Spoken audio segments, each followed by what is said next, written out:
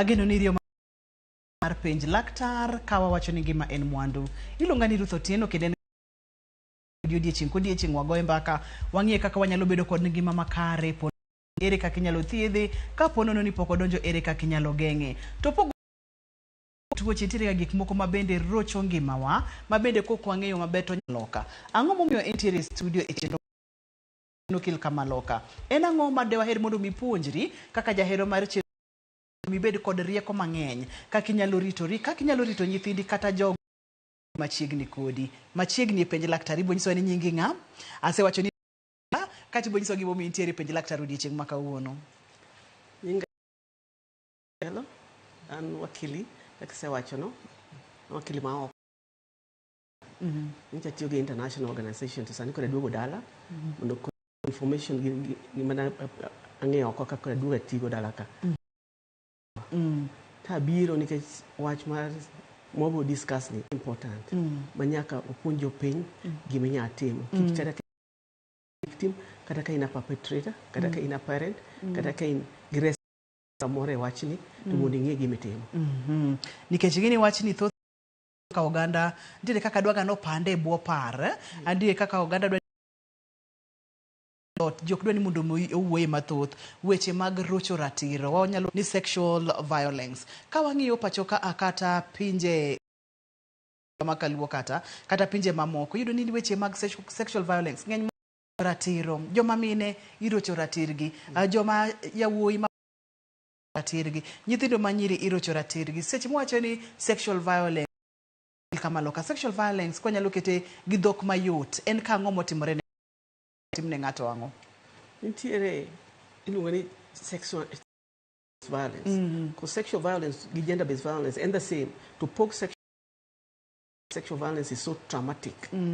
Koro nitiere rape under sexual nitiere defilement, nitiere sexual harassment, nitiere kumangu kata dhako mangu. Harassment ka ng'ato kaka kuri berni. Ai, kawuono ndesori jaber. Kawuono ndesori to continue wacho mano koro sexual harassment. Imulo ng'ato marach. Ka lweti no odhi marach go kech mana assault the person inyalo dhi jela. Karo nitie sodomy the other side ma nyithindo ma the men. Koro magi gik matimore sexual violence. Kata koro in gi gender violence. Gender violence in gi domestic violence, in gi forced marriage, in gi FGM. Mane group mane gender violence. To bire gender violence kuri pogo magi ni the sexual ones are so traumatic. Songi rocho ratiro ma ji moingo others. Kuro man gibedo separated. Ang'o midwa ni wabed gi twagni odiochieng' ma kawuono ratiro, nikech gin gik mosebedo ka dhi nyime. Lakteche osewacho ponono ni obamb ng'ato kata oroch ratire ratiche, kuom ranyisi inyalo tuoche nyalo donje, to seche ma magi duto te timore to ng'amo timne oyudo ratiche. Kaka okil kamalo kaka lawyer, ang'o midwa ni wabed gi twagni odiochieng' ma kawuono wapuonji kotimore ni kata timore nyathini mondo ing'e gima kaw. Kik iling, nikech ing'e ni kiling to chiemo chako duogo to nikech ing'e ni seche moko parents ko nyamama weya osetimore doga school. Thini ka nyathi matin fistula ni issue ka, uterus ni issue, STD, HIV, AIDS. Koro miyo kotimore kata kotimore watni wan gi loss. Police odonji mondo police mondo kes kata dhako ni mondo kes odhi e court. Gine tiro ka seche moko ni osemi ng'ato pesa. Ing'eni kikawo pesa, ing'eni chake timo ne ng'ani the same thing twice. Parents ng'ata ma involved or whether system will take kata ka ng'ano they'll win later, fine, the system will take his course. Ng'ama mo regret anything. Ke jomoko nyalo wacho kamano ka chiemo nyathi dhi tedo to konya nyuol. So kethre nini kata gima notimore ne. Koro miyo mane weya gino dhi ka police osebiro momako ng'atno, nitiere responders mabiro. The first responders gin medics. To ka meno ko ni nyaka gynecologists be ma explain to these people gimonego gitim kech kani mismanagement of cases. Gimanya mondo evidence oyud kuome. minyal tere court mas koro mi nyaka doctors explain to ji nikech gin the first utinde police are trained chon kan dhi ni kada churi goyi wegi ma the first time go goyi to gero the mon pile to be nyola nyola utinde to police ong'eyo nikech gin bi rodho gi ot kae ma mon kada ma chuo gin ni tinde ok nyalo wacho ni ng'ato kamano dichuo ko biro ni chieka go eno oni dan dhako goyi ninde ok tim kamano nikech ko ot mage dhigi gore magi negore to in responsible you don't listen to the person ni yud gima timore ni take the case away the mane gi mwanyiso ji in kaka lawyer ipani oganda wadwaga ni mondo mi opand weche gi kata ka ponono ni gima oroch ratich ng'ama miyo kata kaka nyathini oroch ratiche to ng'eny ji dwaga ni mondo mi olose tok chiel kata Kenya dala cases mage mithoroga winjo ni kama stigma akweda ni nyathina mon bro de wachi chiro nyathina nyocha timne kama to gege gima chako timore kendo no timne kain 13 cases gi seche moko budhe court ko biro en seche moko en 19 en gi boyfriend ok dwa ni gigo ko dwa ni mondo gini biro lal en ni obro ni bi kwed nyathini kata di timo to gimi timo ne nyathino ok ng'eyo nikech then ka gigo kakuru kaka kawa wacho ni kuru konya nyuol gini uterus no kethore kata gik machalo kata all these things koro miye mwa parents ang'e ni stigma rach jiku nyathini ang'e gima chote mna nyathi moro ma ineno cha kwa ji kata ke gima chalo ng'eno timore ne ng'at was ng'e kendi no ni nyathini kata dhako ni yawa to wan wakia mano gibro wewe koro mane momiyo parents pando gini mondo giwe kata ka en chi ng'ato koro ka chuori winjo no timne gima marriage no rumo koro mane momiyo ji pando gik machalo kama nikech wapuonjore odiochieng' ma kawuono wadwa ni mondo mi oganda obed kony winjo kimulo kacha ni nitiere gik ma ng'ato nego bed ni timo ni report ni roroch ratiche kata ni no bambe kata ino wuon mineno chendo ni samo kata no roch ratichi ni wacho kacha nitiere gik ma ibro nyisi mondo mi kik itim kod gigo ginawo gini mathoth ne ok onego bed ni ng'ato timo kata thoth ne onego bed ni ng'ato ngeni mano ko makao ko ni chimo ni penj laktar to gima timo first of all police nyaka bi ng'acha second nyathini bi nyaka tero to sitero hospital ni gik monego gimiye PEP ma save from is it HIV AIDS or AIDS exposure nyaka page management yudo ka ndalo moko no nyathi moro tiro thibu to ko hunjore kam ko nyaka case medical management is very very need to go immediately evidence nyaka be taken nyathi a foreign items inside amane go loko but gin magi bro establish nyathini no munga to mule the heyme ni tiere ko but case meeting with the first responders the medics it's very very important mo kwa gani mondo doctor first responders most of this you look at clinic mon korwa ke ken kuni ma ji sorry about barkoro ma me wakoni ka gedonjo tin ka very very quickly evidence mondo the court mondo aware the system will take its course you chung the system nikech in issues kata no mi pe ni ng'ani duoro koro miyo ka gimo timo gima ko otimo bende tide matin kata en dhako otere na safe house kijitero wat nyajo segi kijini kijini the sentences are very hard kaka koro 10 years defilement depends on the age rape in 10 years to defilement kan je gapaga timo na je gapaga less than je gapaga prison je gapaga rio gapaga beach after gapaga beach and 20 years more quality so pogoro and it as a long sentence gin too many odi nyalo timo kan ni ka ng'ato setime to nyakubed watched ngi jomo kon tie matero nyithinde ini anga rutero nyithinde to jiwe awa gik machalo you see pedophiles all over the place nikech seche mosetimo kama achielo bende to gini bro bedo tim joma malo mondo mi oroch ratichgi gina joma mine kende nyithindo manyiri kende men single women modak kendgi kata nyithindo modak gidayo nyithindo manyiri ni bingeni ka parents osetho wuono ko nyiro modagi dayo. Koro ngini dayo ok nyal protect gi maber. Koro gini dung kata male single woman mean onge ga male protection in the modag godo. Agi joma yudo ka right teach gi rocho gin at high risk. Gin vulnerable. We bend them in that area. They are vulnerable. Koro en gimoro gir mon ok en gir mon anymore. En mar mon gi chuo. Kech domestic or the out mapodi. Koro man mo me koro we involve everybody. Everybody needs to be educated, made aware ni gidi nitiere nyakwa ng'eka kwa nyalo egi mwatimo gi lakseche gi wapunjo oganda wa ni kapo nono ni rocho mora mora inyalo bedo ng'ama miyo inyalo bedo roch nyathi ratiro nyalo bedo kata ni in nyathi ma wuoyi to roch ratiche mano okonego be ni ng'enyim chika we mondo mi chik okaw okang monego be ni chik kaw rocho ratiro mag nyithindo ma yawuoyi abende ni malo mokalo debede ni ang'o kodhoga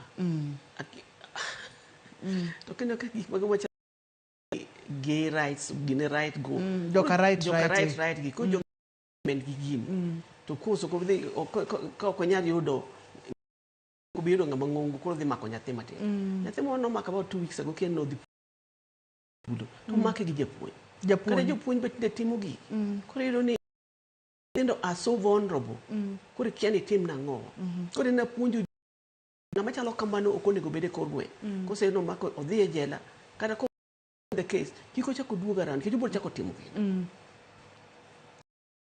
loka chik wacho nango kotende kod weche mag gender based violence da kana wacho it takes its course kuro itere court prosecutors bruwoyo police comes very very important emo me evidence ko se gole from the medics to tere court ni mai gi mancha.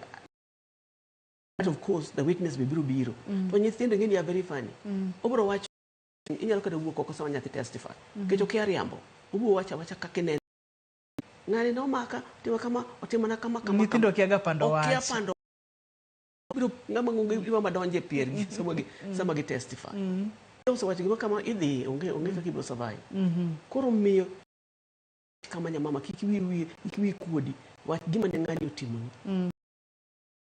rocho nyathi right manyathi koro ngeni kaka kama yiwe kumune go bede keto ngama rach tiro ma mono ke tiro ma nyiri ma nyithindo nyithindo gi koro gi bine tete ko botimore na kata nyathi ochako oyudo ich nicho wandi case mo mara 75 year old and a 9 year old can you imagine to tin ka kuri ndi kuri ngama mata ngama timore pinyo kethrea to manga mani je puonj mano puonjo chomeli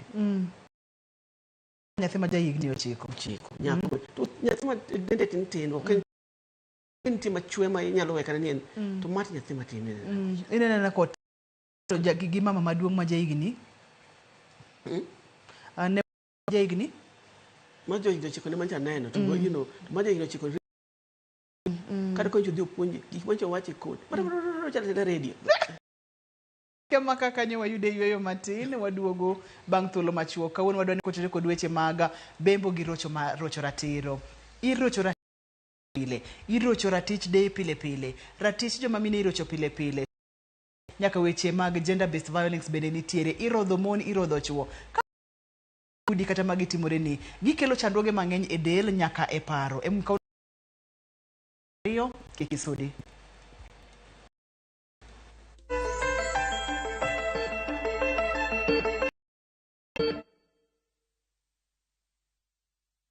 no man problem. Travel now, lipa later. Na View Travel. Mara or Amboseli, 3 days from 14,500.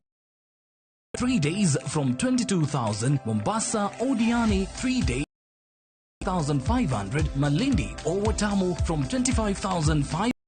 Dubai, 5 days from $650 in from $840 Thailand, 5 days $190 Santorini or Mauritius from $1,160 Maldives from $1,799 Bali $2,000 View Travel Dream Discover.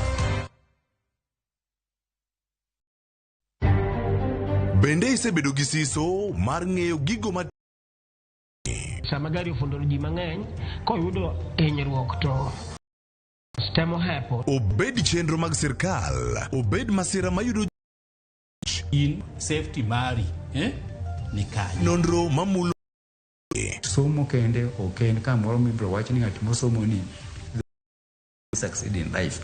Wuok tich ka wuok tich Iro kare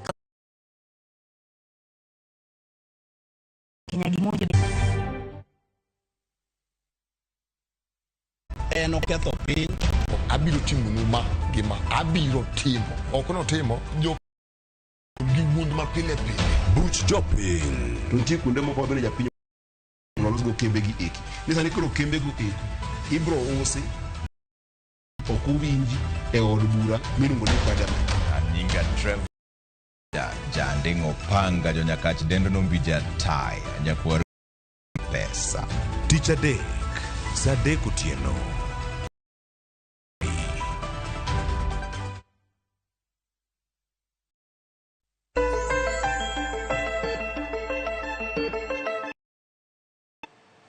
Penj laktar kokalo RamogiTV ngima en mwandu. Kawuono waloke mana mondo mi wapuonjre wang'e ane gigo matimore e gwengewa kaachiel kod utewa dweche mag Bembo kaachiel kod dweche mag rocho ratiro. Ka wadwa ni mondo wawuothe ane gwengewa ni chal nade, kwan chal nade, weche mag Bembo e kaunti chal nade e counties wa e gwenge mag rocho ratiro. Mondo mi iwuothe kodwa gweng ka gweng. Wacha gi counties wa, sorry. Nagikone. Homabay 17%. Kung yun ni Homabay bor. To kina Nairobi 12%. Tine kidi malo ne masada mago ogingenya yenye. Because of religion and culture. Koro Homabay chwaka Luo Nyanza nyakwa time a lot of work. 23% is a lot. Koro kichake dhi kendo kichake ng'iyo bino ka 17%. Kata kichake dhi Erosaya odok piny. Reason 6%. Momiyo to koro mane gima timore ka. Mana ka Siaya, Migori, Homabay, wan e Lake region waduto wate. Tote gine joluo. Siaya en kwenda tamalo auchiel 6%. Mag Bembo kachiel kod rocho ratiro e gwenge mag Siaya ni piny mokalo. Malo 23. Kendo ni weche mag Bembo kachiel kod weche mag gender based violence kalo Homabay. Wantiere Nyanza kata Lake region. Kaito kwa dhi gwenge mag ni wantiere kod 11%. Tende ni Homabay gi Kisumu oluore. Nairobi en kwenda tamalo 12. Debe ni ango matimore Homabay, tango matimore okel kamalo ka in kaka jalony. To kingeni gima koro timo problem mar chakore 1969. Ema nokelo problems. And in education ma joluo no dok chien kendo yudo to unemployment onge maber. Then also education was the Luo thing. To tinde mano onge gigi donjo ikit culture wabende is another issue. Polygamy was protecting this, so tinde polygamy onge. Culture is breaking down.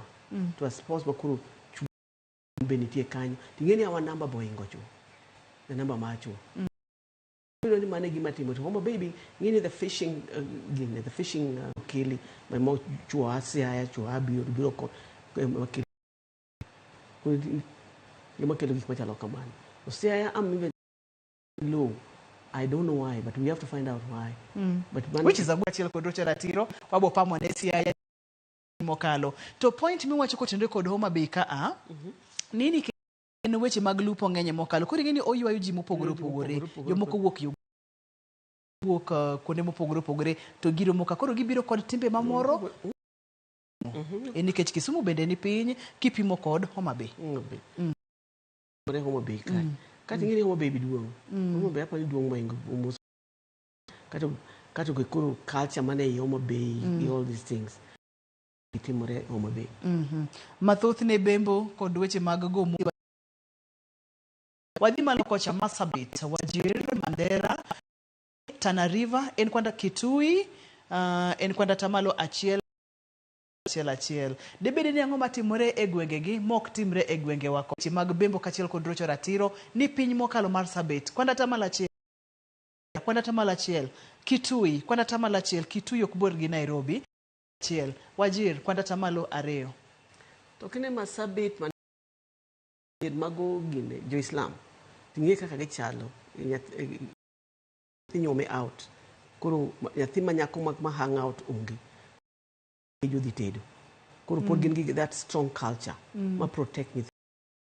Keto poliga bingene gen go nyalo nyomo di. Ang'wen. Koro manyiri. Wanda ngeni tindo kwadwar polygamy. To it protects you their culture. Kigin to mano koro ng'iyo ka koro chalo kamano koro nyako ma is available. Kich ko sitie ko ngi harol ko si chopo koro kado ditedo dhako maradi en mano wachne. To se ditedo. Violence against women. Kichunge nyathi onge mafuya moko bedo booked. Mano koro konya. To se gole e papo. Ditedo nyamama. Koro mano protects gik machalo kamano. To wan matinde ni tedo. Ok ni mani ok dwa dhi tedo. To matinde ni get that culture. Koro ni nyaki bed ready to the tedo. Nyaki bed kane gine to babu gole e nyathini ayo tinde onege dhi tedo magonge koro mage ma koro timore ka koro nyiri biro kaka sani koro modhuro koro wodi ko ngere wang'eny moingo cho kata koro mage da timore awinjo kimulo weche mag polygamy kata mag kaluo bede ni mulo ni samoro polygamy ne protect gik makamagi polygamy choni nitiere kaka ne duoko chien weche mag GBV gender based violence kachiel kod ratiro to ponono ni mane timore nang'o ere kaka nine waka to kine polygamy ngeni single are a target to SGVV to ngeni single women single ni the protection in that family to kain kada chingane mara beach chingane no is very important ngane no will protect you ane an chingane yoda kuma wacho ni anyar ngane kata ne chwara no mano ko ngeni widows may fall in that ni gionge ga male person manyalo protect widows moko dog ga thuchegi mondo yud that male protection brothers geni tiere to kayo ken na kendo no dak kanyo ino kata dek ndo kata na ogin safe of safe nitino yudo ka dayo kata mama 90 years Martin the rocho ratiro koro mi it was very very important anchingane kuro chumo ko dwa gine manu chingane ai dware kiterach mali so kiterach mali to kuro yone ma onge go ma victims wasenyo kacha weche mag ratiro kora dwani wang'e ne jogo ma experience physical violence mago jogo ma wadoge mapwa mar Kenya cha adok Homa Bay ajire kod kwada tamalo 50 kod 54% na gombo ni mondo bigi Martin kata kamano Homa Bay 54% makoro en rotho physical violence to ma okendrocho mar joma chuo en women's experience of physical violence 51% ni malo mokalo aya kacha kadhisi aya women's experience of physical violence 24 tiende ni siaya ke Kenya mine okogo en 24 mabende en ochalo nus mar Migori kawuok kanyo adhi e gwenge mag Nairobi ne wayudo kata ni enadi 30% kwanda tamalo 30 ang'ati more ka amomiyo Homa Bay Migori igo mine saidi violence in the rural areas chuo madho kongo kech be ng'eni nitiere kata koro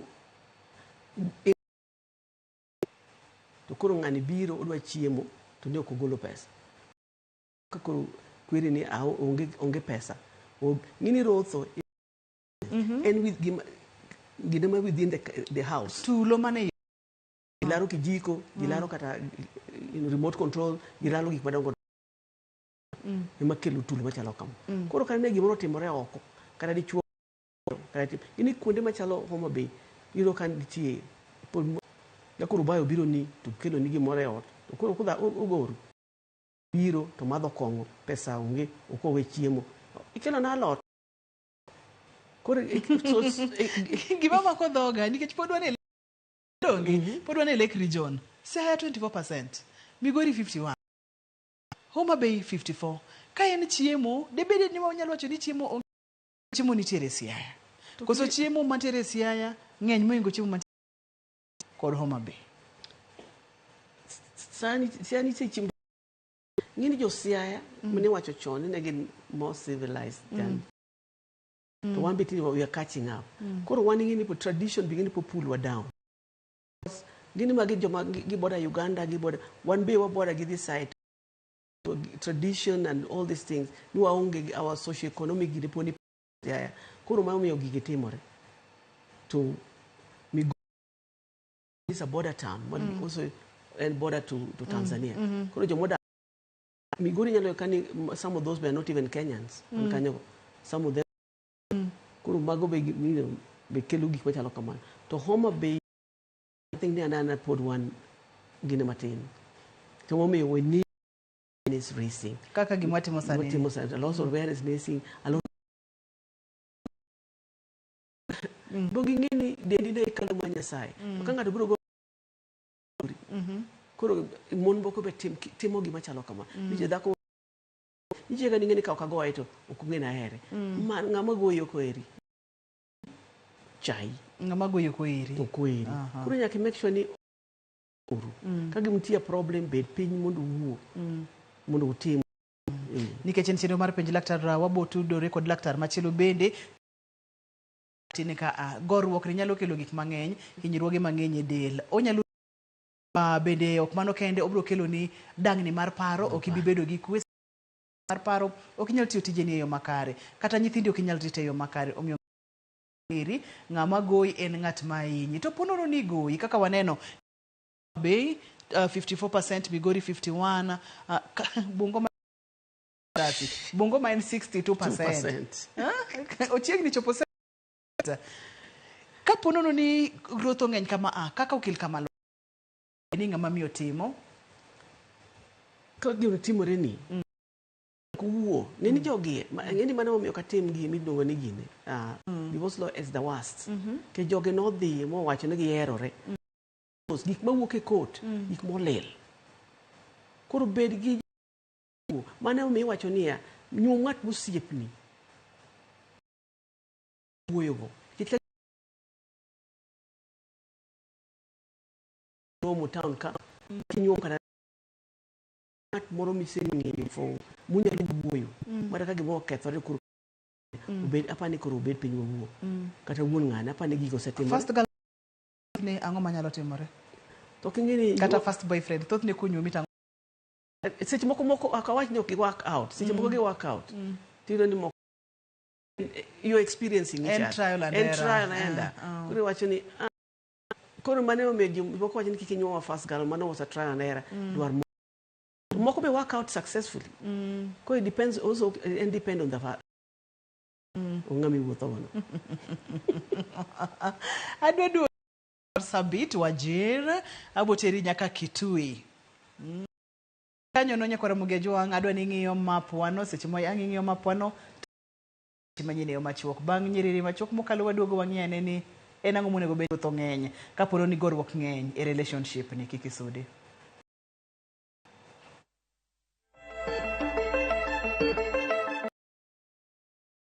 wakilo no malaika musical kod Elisha Toto kaka talanta Steve K to kod Harry Richie gikelo no banjo maliet MCs Dande Komfalme MC Onyulo to gi DJ Spy Kenya predek du mara deki gani e kaka Mega Golf Hotel parni wan kod kila aina donjo Enslimia Beach kende regular to VIP and one ka Mega Golf Hotel onere.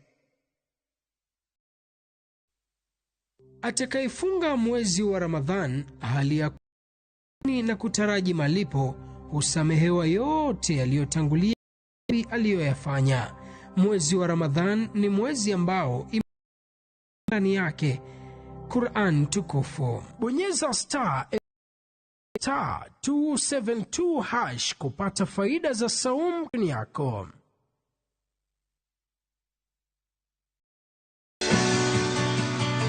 Donje chuny pur kama kodhi gande. Kendo keyo ka keyo en nyasi. Ao mananas 14,000 nyaka 18,000. Tiyo matek ber. Winj sigand jopur e yamo kod apaka maduong'. To girwako lokruok manyien kod ber ne jopur. Farmyard manyiwa with compost is the best. Enango oduoko lo kaka lo ne chalo chon. Bi kodwa sama dhano owuok oko ne pur. Pur gi tich adek ka tich adek, saa 1:45 otieno.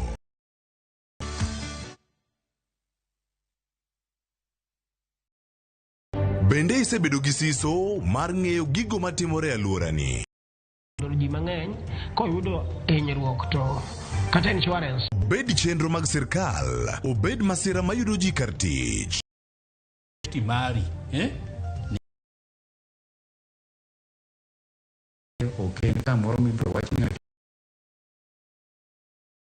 Wuok tich ka wuok tich. Be wanyalo bedo gi kembni. Nyise oganda jo Kenya gimonjo.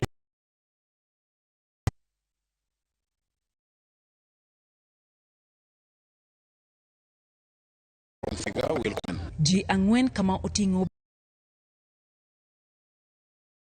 Otieno Turu e boma ma Nairobi. Magie muoch merutie magawa moro e boma ma Mandera. Wale enforcement officers ambao vetting ya bar owners and operators, yule ambaye anafaa kuendelea ama yule ambaye anatakiwa, badala ya kufanya kazi hiyo, wengi wao ile vetting kuwa chombo cha kuitisha ongo. Baadhi pacho ka EACC koro wacho ni apisas mag sirikal tiyo kod bandia kawasoya kuom johala.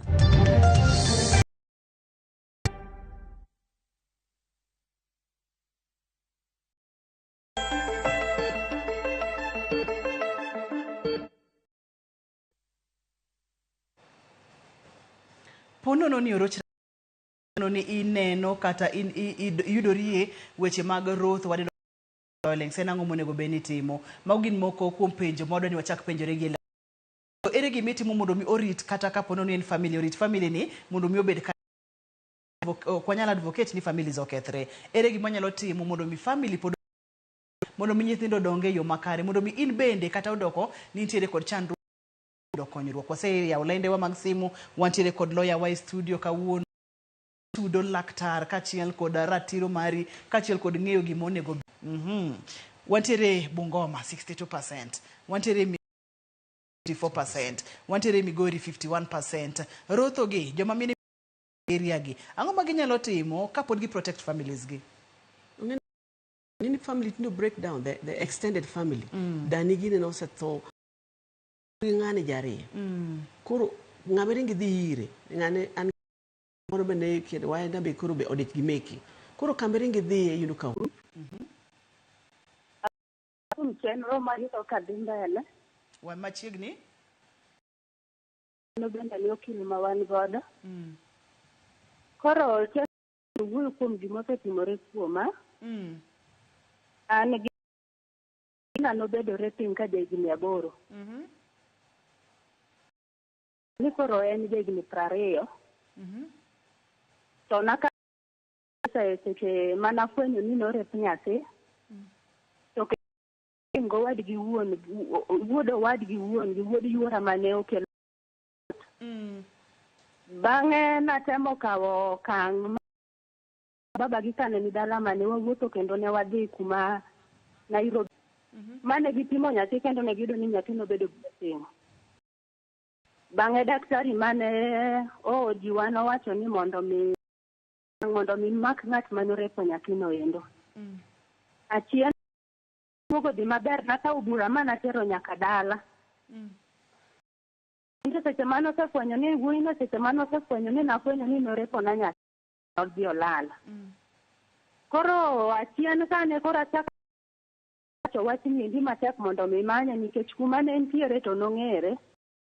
Ne ok obedo wach malong'o ei ot. Nobedo wach matek mondo nyathi nyisa ni seche mobiro mako nyathino endo kuma ng'ato dhi e duogo lakini komake to kelo sigu anyuola.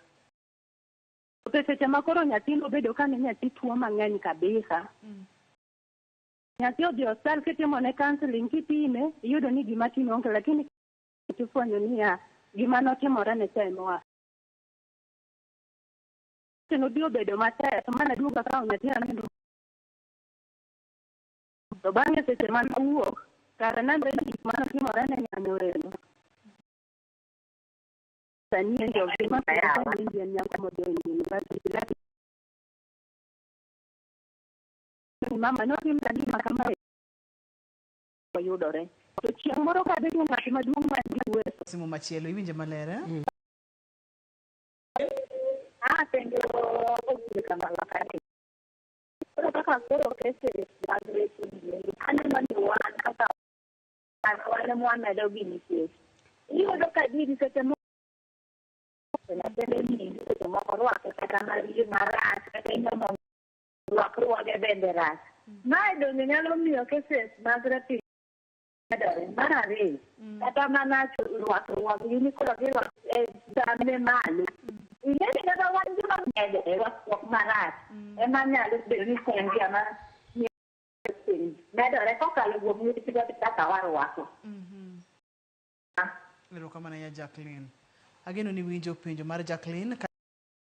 Case mar nyathi manyako mane obambi ko jahigni 8 nyaka sani jahigni 20 pod onge kod kwe. Tok higni mang'eny nitiere kaka ratich ng'ato pod inyalo law majuki to kapono lawyer yo mane ma ng'ato nyalo luwo okang' mane ma ng'ato nyalo kawo mondo odhi mondo donji nikech onge gine statute of limitation okorano cases of gender violence particularly rape defilement okoran mane gima no wacho cha ikaw proper gino bro haunt ng'atni nyaka chieng' koro miye kade ne madhi e jela mone justice to di koro okotimre be gima nyathino ne okuthiedhi chalo ka gi first responders ne ok doctor ne ok dhir what akia gima chalo kamano timore nyako puonj parents ni ka gima chalo kamano nitiere sani nitie gik minyalo dear police, dear doctor, the nearest medical, also social workers. Es jinjo machalo kama. Dichalo gi magi machalo kama na the whole. Dio ka ner mare mabu dhi mulo ni nyathi. Omiyo koro nyaka chak protect nyathini. There's a protection regime by kaki protect nyathini. Embe kuom nyithindika. Gimoro ni miyuora. Odhi daka yuore. Holiday ni no deka damare. Yena kawie simu moro ka. Okay. Hello, penj laktar. Hello. Machiegni? Jagora gul wuduang. Koro adwa penjo kamoro ka. Nitie osiepa moro to mande en gi lweny ma mino to goe koro kanyo to winjo bed ni ikonye nang'o mani gi lweny ota bilano. Kamano. Watieka ne kar case mar nyathi ma jahigni 8 masani jahigni 20 rock weche mag morals ane ere kaka onyalo bet gi kwe gi dala gi tingeni dala gi monge nyathina to inyalo makuni odhi tho mane safe kanye safe o nyithindo kendi alungo monda alungo nyithindo koro minya kiket protect rocho kacha evidence mani wacho ni kik ng'ato luokre tie chani they will understand to don't kada obiji to nengo ngana not to go chala kama koro it will be kama sama kama mano isn't makori godo tidhi igo report owacho wakacha ni joma mine kaka rwakore bende chwalo weche mag Bembo e kor pa. Chuno ni kineno ka nyako moro rwakore maber nyaka ipam rwakruok kelo gino. To of course nyaka ikoni nyis nyathini kaka orwako.